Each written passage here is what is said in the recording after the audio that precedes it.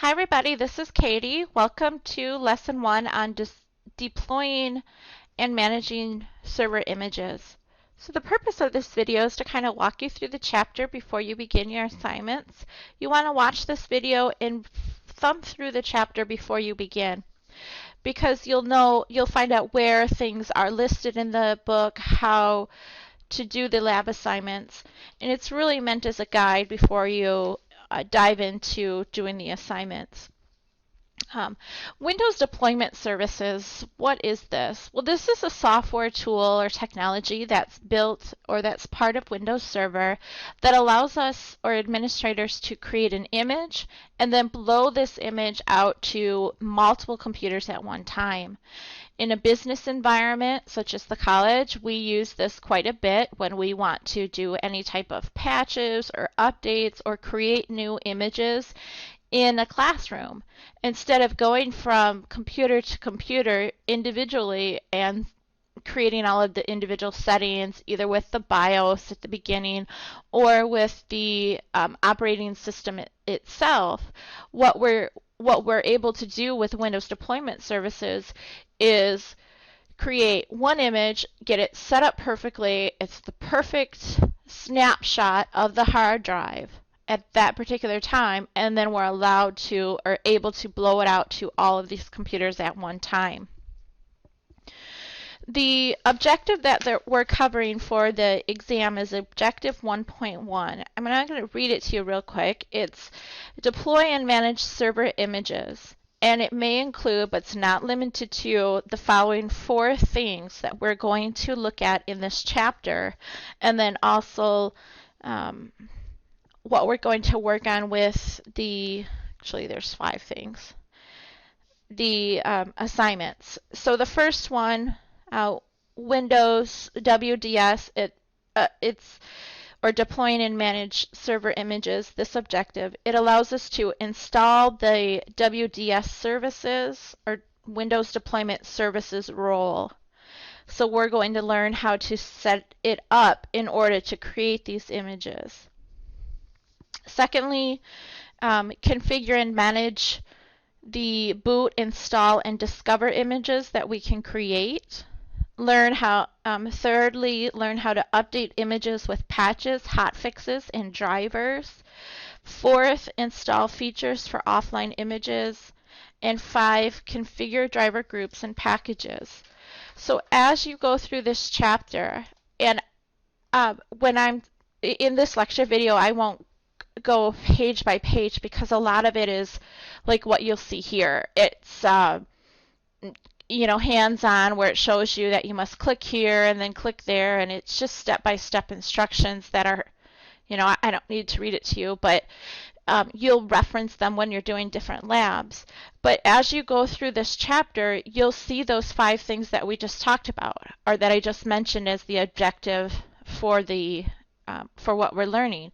How do you configure the WDS server, and how do you install the role and do the patches and hotfixes and updates. So those are all in this chapter as you go through it. Creating a discover image, for example, and so on. So I'm going to talk about in this little lecture video real quick. I'm going to talk about those 5 things, and so you have something to look at while you're listening. I'll put up these key terms, so if I say something, you'll know what to refer to. These are just the key terms from the chapter. I'll upload those to Blackboard as well. So when we begin this, the purpose of this lesson is to introduce you to the various methods for installing Windows Server 2012 on multiple systems. So we're going to have at least one server computer available that will serve as our WDS server.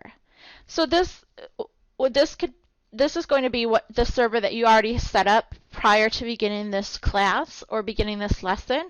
And then all we do is we create and enable WDS services, so it becomes a WDS server. It doesn't have to be a dedicated system. So we're going to have that physical server. Well, we'll have it virtually, but we'll have it. an Active Directory domain with DHCP services, so that will be enabled. And then we'll either have a Windows Server or a Windows 8 system that will help us to demonstrate how to capture images. We may put that off for another lesson if we do Windows 8, but we'll get to it eventually.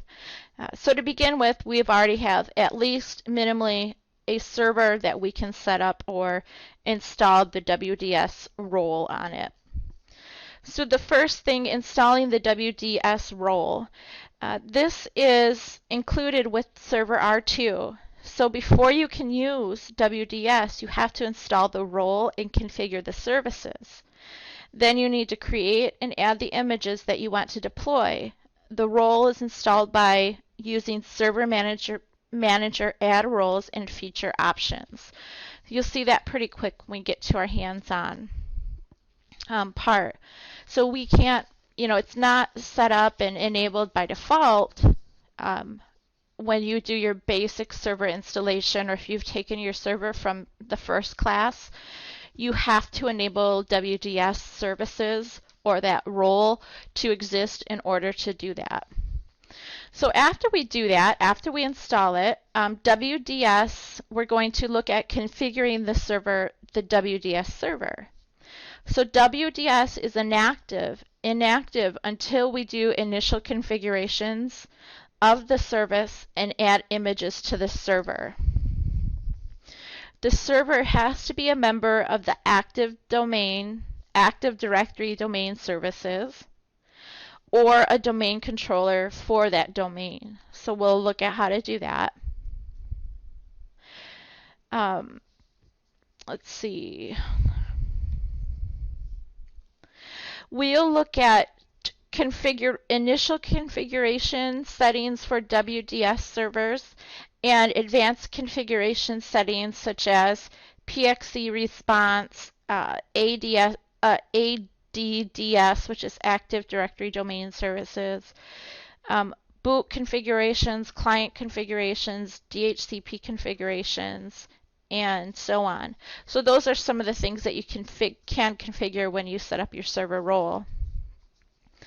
The next objective, this is the third one, that's configuring and managing boot, install, and discover images. So this is, we've got our server set up, we have WDS enabled, and now we want to deal with some images. So to deploy Windows, we have to create two types of images, a boot image and an install image. So this is straight from the textbook. Go over to the right icon.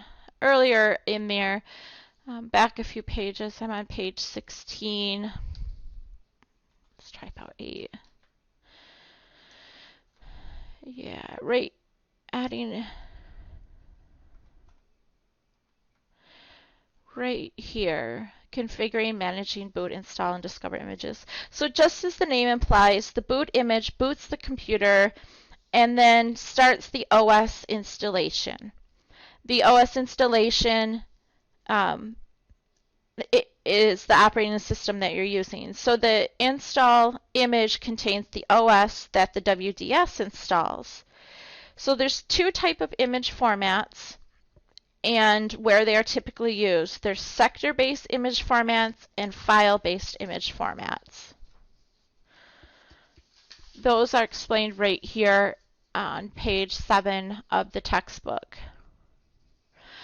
WIM, Windows Imaging Format, boot images and install images use WIM, and that's a file format that allows the file structures to be stored inside a single database. So it's where our images are going to be stored. That's the file format that we're using. So like a simple level, like if you had a Word document, it's a .doc. This is a WIM format, or how our files are stored for our images themselves. Some of the different tasks to get the image populated might be and ready for remote installation might be something like adding one or more boot images, adding one or more install images, or adding one or more discovery images. So the next few sections show us about adding a boot image with the boot.wim file, and what would be contained in there, and then adding an image file. Image file contains the operating system that the server will install. It includes sources folders for the server installation. It's an install.wim file, unlike the boot.wim file, and it allows us to perform a standard server installation. These steps in the book, again, it tells you how to do that. So once we create an install, if we want to do an install image file, these steps here listed on page 9 will take us through that process and how to do that. Okay, let's see. Creating files, capturing images. Okay, the next section, updating images with patches, hotfixes, and drivers. You'll look at this when we do our I'm just jumping back one page. This is some command line tools that you could use to set up your configuration. So as we do projects, we'll have an opportunity to do command line, to use command line tools to do that. But it doesn't make a lot of sense right now. It's just different examples. So to read through it, it's not very helpful, but just, if you come across something that says, if I want to start or stop the WDS server, I need to use WDS util and then stop server, and then 1 to start server. So they're just command line tools that you can use. And then here is a list that tells you what those command line tools are. Disable, enable, get, new, progress. They'll become more handy once we do that. Updating images, patches, hotfixes, and drivers. So when you create an image file, you install Windows on a master computer, update and configure that computer, and then any applications. It'll take many hours to get it just right, but when Windows releases updates, you'll want to include that in the new image instead of going through the entire process of creating and setting up the new master computer. You can update the image file using Deployment Image Servicing and Management, dism.exe.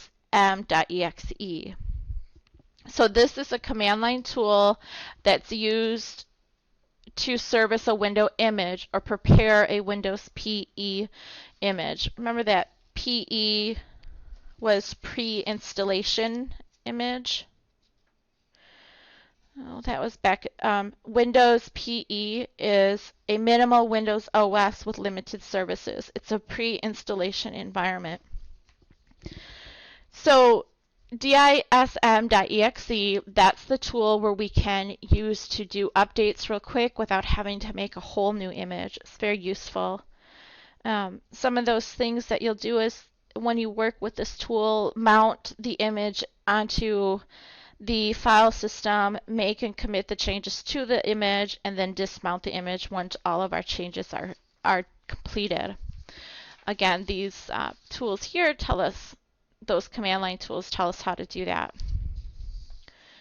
Offline images. Okay, the next, the fourth one, I think we're on the fourth objective, was installing images for offline. These are for offline images. These are added to the DISM utility exe. Let's see, features. I haven't used this much. Features. Offline images. This is why, because we don't update FreeCell and Hearts and Solitaire, and that's not the end of the world. But features are set in a Windows program that can be enabled or disabled by a admin and are included with Windows. So you don't want your employees playing FreeCell all day and Hearts and Solitaire, then you can use this to disable these. Now, not so much a problem these days where we have our phones and can do 8 million things on our phones and we don't need to play solitaire all day at work anymore, but it allows us to disable it if we need to.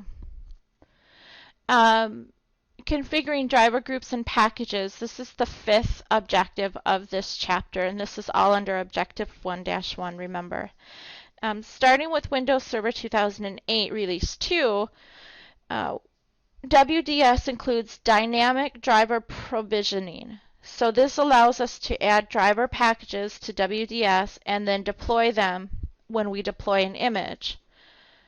So there's, let's see, dynamic driver provisioning requires the following: a boot image from one of the newer OSs and an install image. The deployed drivers based on plug and play, and you extract the drivers to the system. A driver group is a collection of packages.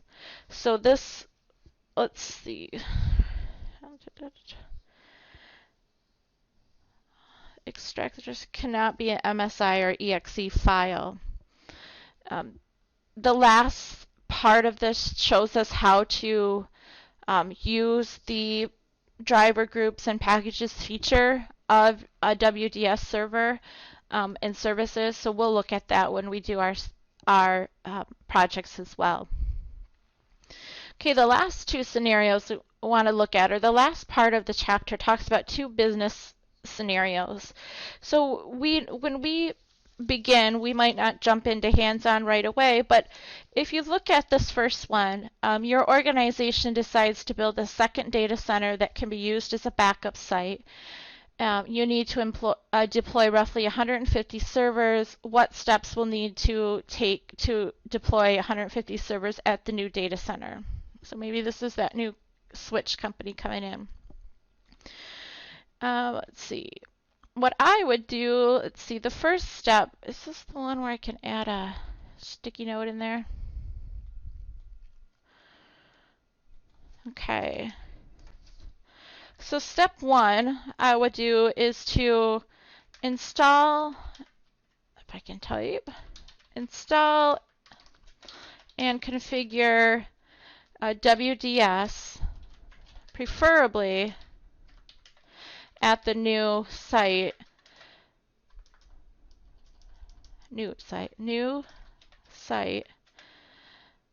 so that I reduce WAN traffic. I don't want to send it over the WAN and take up all of that bandwidth I have. Also, what would I want to do? I want to update or upload any boot images to WDS. Okay, so that's the first step. I'll do that. 2, create our image. So you will need to prepare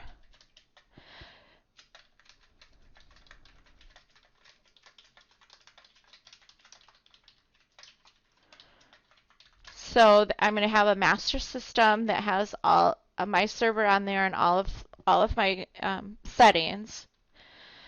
I want to install any other software that's needed and make any standard environment changes to the server environment. And then our last step would be to prep the server and perform a capture on the computer. Okay, so we have installed and configured the services so that now we can create a boot image. Then we create our image, and then we prep the server and capture our image. So that's how you would deploy servers using WDS. The next question, or the next, let me just move that right over there. Well, I have my notes right there. I'm going to save this so I don't lose my notes. What did I do? Well, I'll have to save, I have to change that setting. Okay, let's just continue so we can end this little lecture video. Adding a service pack to WDS install image. What we're doing several months ago, we deployed the server. Service Pack 2 was just released, and we need to add Service Pack 2 to our image so that the future installations will have it automatically, and the ones that are already there will be corrected. What steps do we have to do? Well, let's look at that. Going back to that section, we're going to download the Service Pack first.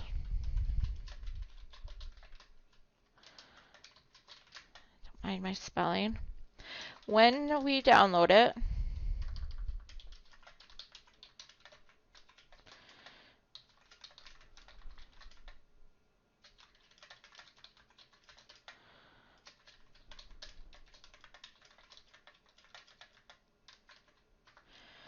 okay, so when we download the service file, the service pack file, we need to download it as a cab or a .msu file, because remember, it doesn't take EXEs or MSIs.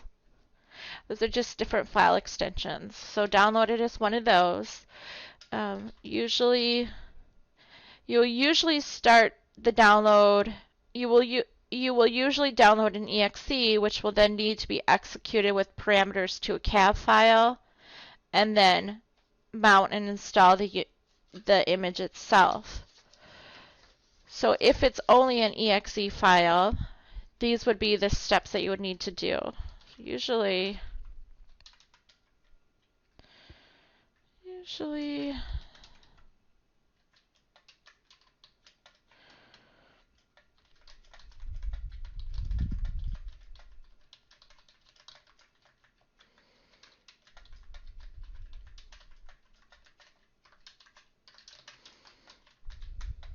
then once you create it or change it to a CAV file, then you're going to mount the install image. And when we mount the install image, we're going to use which command line tool? DISM command, and then another DISM command to add the service pack to the image. Then run DISM to commit the changes and unmount the CAB file. Okay, so those are two business case scenarios and how we would do that. DISM, deployment image servicing and management, DISM EXE. So these are some examples, and where I figured out those answers is by reading what some of these different commands do to mount or unmount the files, deploy those images. So that is a quick look at Chapter 1. Now what you want to do to help read through this before you do quiz or any assignments with Lesson 1 is flip through it on your own if you like. Whoops, I'm sorry, I'm opening up all my windows. Go through the PowerPoint presentation. You'll find some helpful tools in there. I don't prefer PowerPoint, so I don't go through it. I'd rather just look at the chapter. But you can look through those PowerPoints. That might help you when you're taking the quiz. And then also these key terms are listed, are in Blackboard for you, so that will help you. So thanks for listening, and I'll see you during Lesson 2.